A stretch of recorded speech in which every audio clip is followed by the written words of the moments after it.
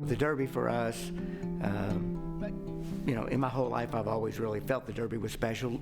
Growing up, in Louisville, just knowing, even a young person, all the festivities and just feeling, the energy and the parades and boat rides was, just those things. Even when, being a young guy, but I had fun in my teenage, early 20 years, going to the infield and all the crazy stuff that that we did back those days. And as I became an adult, it was kind of more hit and miss going to the Derby.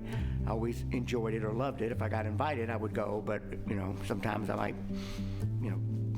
cut the grass or clean out the garage or just whatever, stay out of the chaos. But then when we got the invite, we would almost always like to go. So my wife and I probably went every 2 or 3 years for a period of time, and really always enjoyed the Derby and just the pageantry and the Oaks with the breast cancer survivors, or when they sing My Old Kentucky Home, I just get choked up. It's awesome.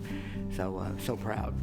My wife and I realized was we have the opportunity here living in Louisville to share that, with other people. So we bring in guests, from all over the country, from Idaho and Florida, California, Michigan, different places, to share the Derby with them.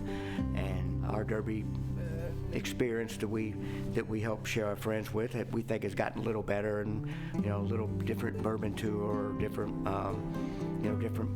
party. And now we're able to go to the Barnstable party and take our friends, and that's just so over the top amazing. And so anyway, really looking to the 150th Derby. It's just going to be so special, and we're having great guests come in again this year. And so that's kind of the Drexler family drill, is we find people that that's on their bucket list, and people that we've met that we care about, and bring them in, and they're just so appreciative to be able to share something like this with with people from Louisville. So I encourage anybody from Louisville, if you have the opportunity to share the Derby and that experience with other people, and help people with their bucket list.